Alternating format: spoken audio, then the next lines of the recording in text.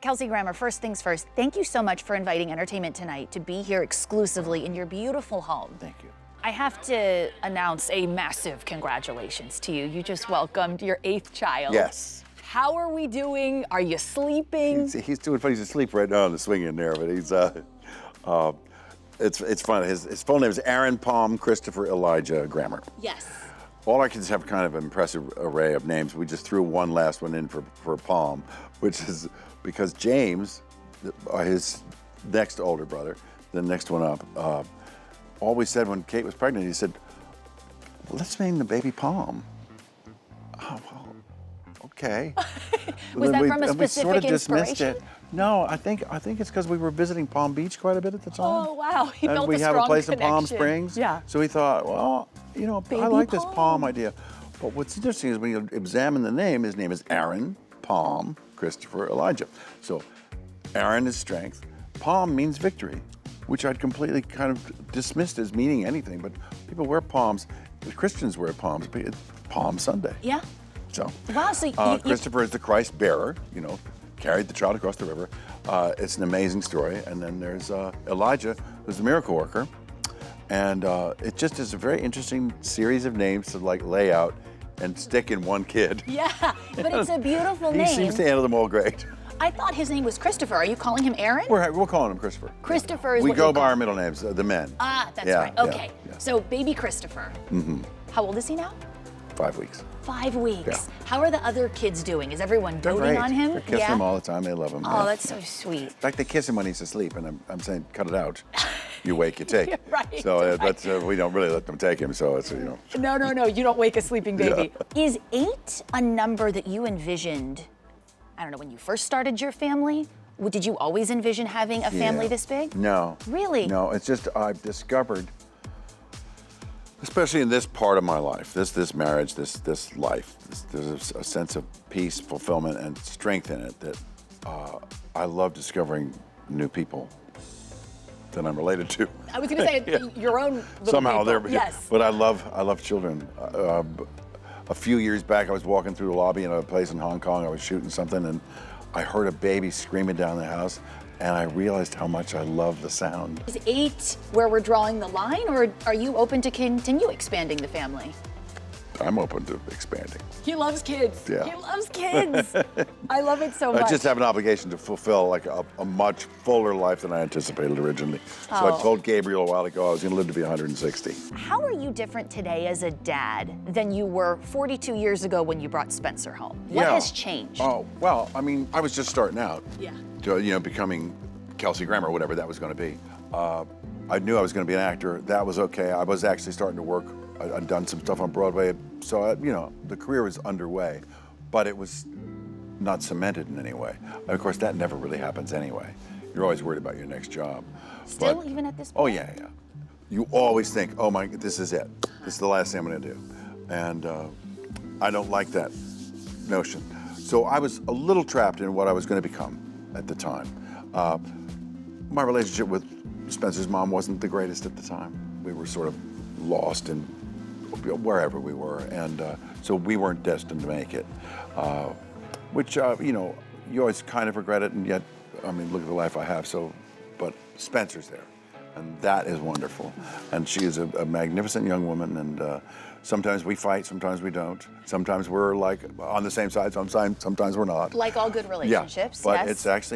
it's actually great, and she said something in an interview somewhere where she said, I'm just trying to do the world some good. Try to, you know, make people feel something and feel rewarded, and I'm trying to serve them. And I thought, well, if I was going to say what I'd like my kids to want to do, that's what I'd want. Salute to you, Dad. What is the biggest change, though, for you now that you're raising really little itty-bitty ones? Right, well, I'm more available. That's what it comes down to. I'm more present. So if you had to describe this chapter of fatherhood in your own words, what would you say? It's the greatest days of my life. Yeah. They're just wonderful people. Wonderful to get to know them. Dad of 8, Kelsey, is embracing life with 4 of his kids under the age of 15. But at 70 years old, the Frasier star is not slowing down. His latest project, The Christmas Ring, is available to watch at home November 28th. Believe me, it is. You're wrong. This is my ring. I'm selling it. End of story. From sitcoms to superheroes, you, Kelsey Grammer, have really kind of done it all. Played it all.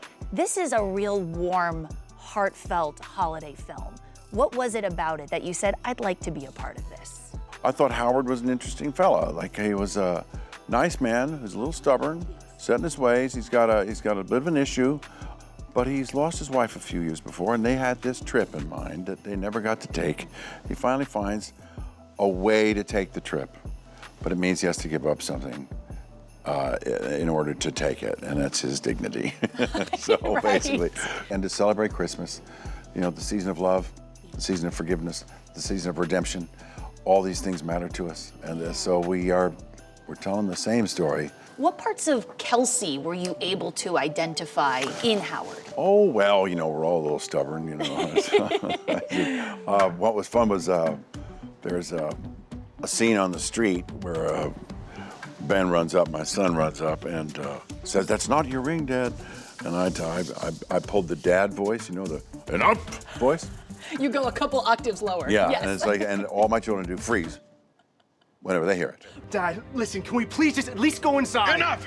I can't sit here with you and not ask you a couple questions about Avengers Doomsday. Okay. Everyone is so excited to have you back.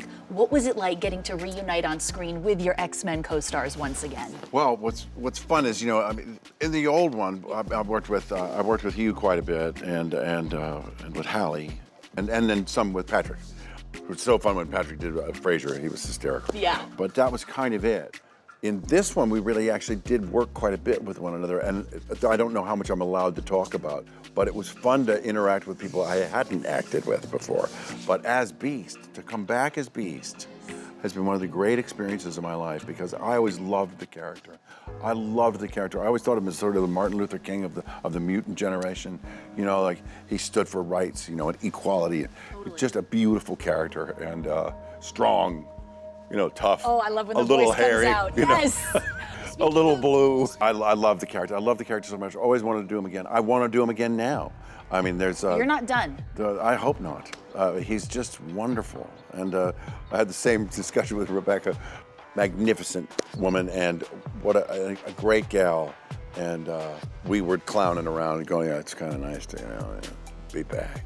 Yeah, it was really cool. You mentioned that it was really cool for you to work with people you hadn't worked with before. Who were you most geeked out to meet, to interact with from the cast? You know, Thor and, you know, A little Chris Hemsworth those action? guys. Yes. You know, I'm a big fan of Robert Downey Jr. I love him, and he's just a terrific fella. You get to share a scene? Well, it's sort of sharing a scene. I don't want to go too far. He's trying to not get I just don't know fired. what I'm supposed to say or not say. But yeah, and I really had a great time with the new guy from Fantastic Four. Pedro, yeah, Pedro. Pedro Pascal. Thanks, Pedro, wonderful guy. I mean, I really enjoyed hanging out with him, and we worked together. You worked Some. together. You shared a scene. James Marsden. Yeah, We'd great guy. never really worked together. By the time I was in, he had been dissolved into just his glasses floating in the air, and I was like, so it was nice to see him alive.